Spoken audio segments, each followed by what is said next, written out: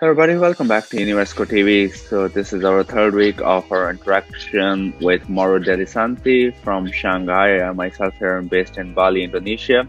Welcome back, Mauro. It's always great to have you on our video and on this channel. Thank you, Rishi. It's a pleasure to be here. Now, it's been 3 weeks, and looking forward to make this a weekly appointment for the long term. Indeed, and it's a pleasure to have you. And thanks for taking your time to come on this call and also being a part of this channel. So, Mauro, today you're going to talk about growth in China, overall the GDP growth from after the pandemic. So this is from March 2019, to March 2020 to so far this year.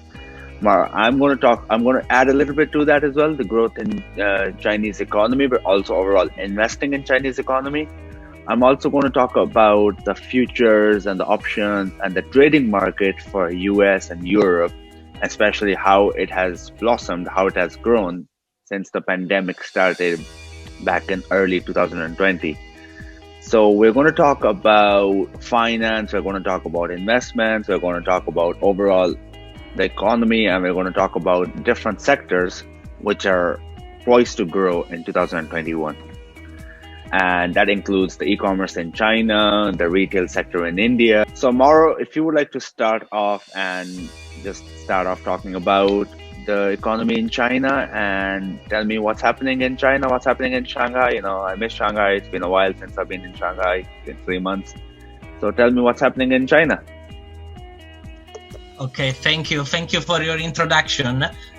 Basically, the situation here is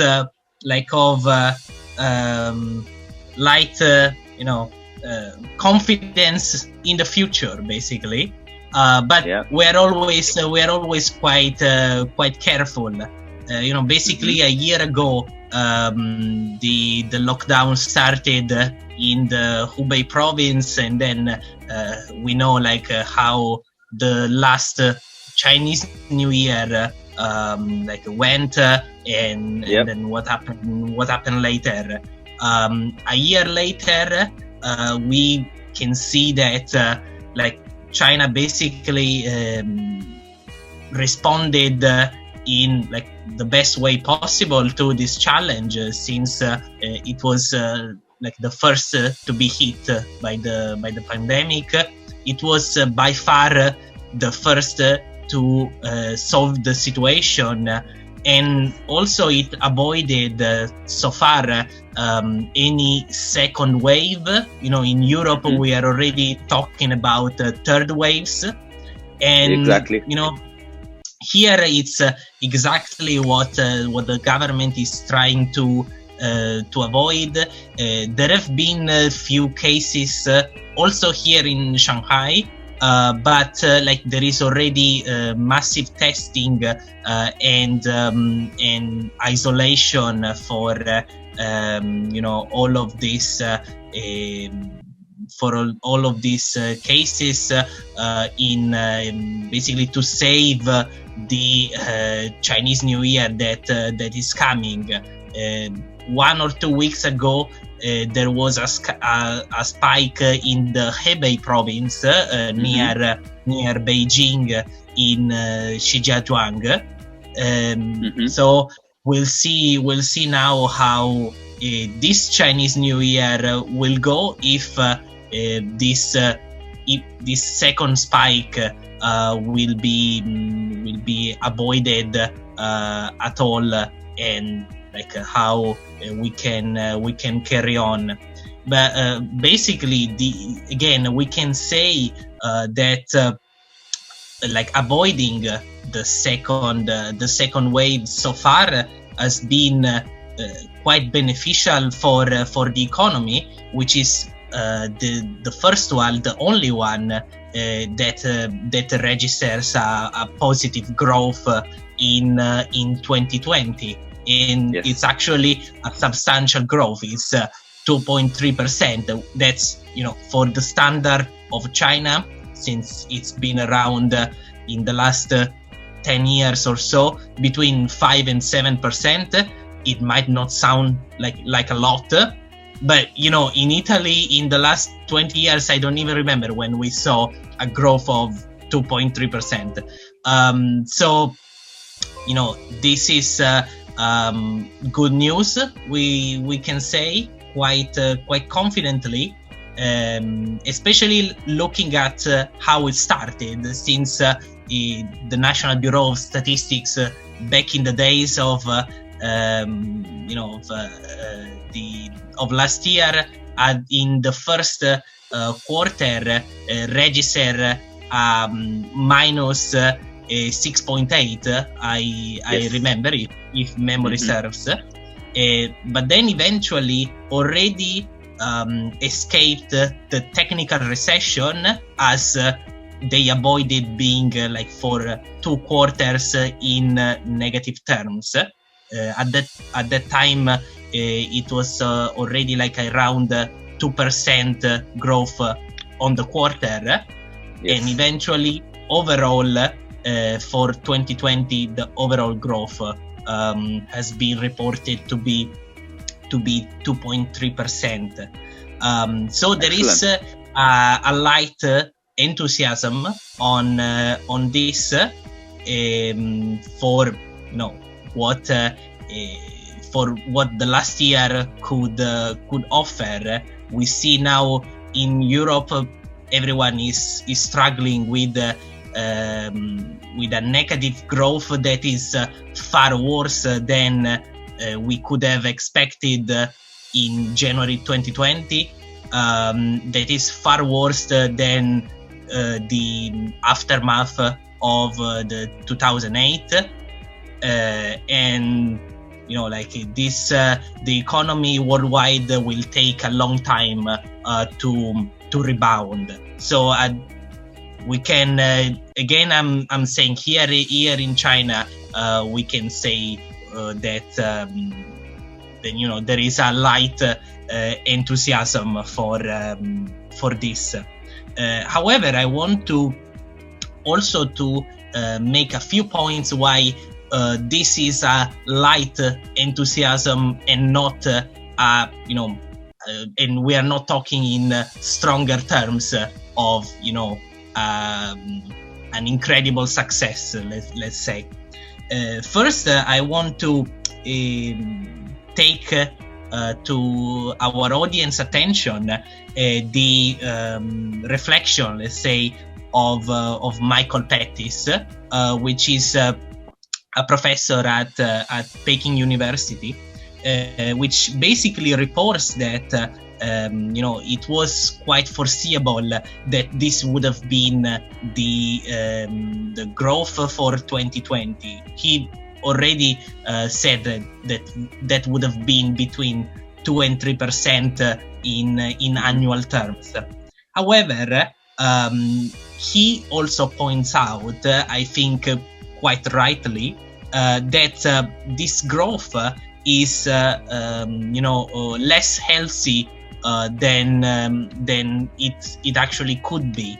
We have a part that is from the export, since China was the first one, first to reopen, and then as China solved the situation earlier, could export PPE and all the equipment necessary that was much needed everywhere else in the world. So on the export side, we can say that this was a healthy growth. On the other side, part of this growth comes from real estate and investments in infrastructures. I live here, is almost 3 years that I live here. Rishi, you are very familiar with the infrastructures in China. We love it. High-speed trains, airport, everything. It's very. You can't ask better. But the thing here is. sorry, Mauro. Go ahead. Apologies for disconnecting you here. And I've also mentioned in my personal YouTube channel as well that most of the Chinese train stations, Gaudi train stations, are bigger than most European airports. I understand China has a lot of population. The population is huge here in China. I understand that. But the infrastructure is so amazing in China in the last 10 years, what China has done for its public, the government has done for its public, for its citizens, it's beyond imagination. So this is something that I believe European countries and America can take from China's rulebook, and playbook, and try to understand how they've built this infrastructure so fast. Yes, they have took on a lot of debt, but they have invested into infrastructure, into their education, into their healthcare, which are basically the driving force behind increasing the GDP, increasing the economy on an annualized basis. Yes, but the thing is, as long as you invest heavily in the infrastructures in the top tier cities, and you make all the other cities growth on the right path, and basically you get the right return on investment. That's totally okay. That is what we would say is a good debt in a way. In a way, this can be a good a good moment to come here and see where you want to invest, and where you want to basically put your money in. Last week we talked about the agreement between on investments between the European Union and China, and we covered those points. So I think at this point, looking east is for 2021 is actually the way to go. So what's your take on that? I've always maintained that since I moved to Shanghai, and this was one of the reasons why I moved to Shanghai, China, about 4.5 years ago. So I was in London and just not simply happy with my life in London. Lifestyle is good in London, but just overall the work, my career wasn't going anywhere. I felt like at that point of time I had to make a move. I was young, and therefore I decided to move to Shanghai because it's a growing economy, huge market, lots of potential for young entrepreneurs like myself. And I've always maintained, that's why I always say investment in Indonesia. And today, my article that's supposed to be published on Thursdays, it's going to be published today, Rishi's opinion. I'll send a link to you more later as well. And I'll also post on my LinkedIn page as well. I wrote about investing in Indonesia. So last time I wrote about investing in Pakistan. There was a time I wrote about investing in China. Money is now in the East these days. Economies are growing in East, so Vietnam's, Cambodia's, these are emerging market economies. You don't invest in developed economies. In developed economies, you get returns of 3, 4, 5, 6, 7, 8%. Whereas in emerging markets, you get 25, 30, 35, 40%. Yes, there are some political risks, there are some currency risks, there are lots of other variants. But if you mitigate the risks properly, I believe that investments in Asia, investments in Southeast Asia in particular, will yield better returns for 2021. Mentioning about the Chinese growth last year, I was just reading some articles, and China produced a mind-boggling 151.5 billion masks from March to September. So in that period, in that 6-month period, March, April, May, June, July, August, September, that 6-7 month period, Mauro, China produced 151.5 billion masks. To put that into perspective, China only produced 5 billion for all of 2019. All of 2019, only 5 billion, and suddenly we have one pandemic. So it was like on average of 70% of the world's masks were made in China for this pandemic last year. And that was a huge driving force behind China's GDP growth. So I remember at my import-export event, which you are part of, Mauro, you mentioned that China is poised to grow at about 6.5% for 2021 going forward. And even though we haven't touched the target of 6% as per Bloomberg's estimates, but at 2.3% overall annualized growth, taken into consideration the fall in the markets due to the pandemic, it's a substantial growth, where world economies, as you mentioned yourself, are a negative. China is in the positive territory of 2.3%, and 2.3% of a $12 trillion economy. That's a huge chunk. That's a huge number. So, stimulus in the US is aiding the stock market recoveries, as I mentioned in the last video as well, last week. And with Joe Biden's presidency, he was inaugurated as the president of 46% of the US, and Kamala Harris as the vice president. Yes, we are reaching stock market sessions are at the highest ever. And even Joe Biden said that, I'll be a president for all Americans.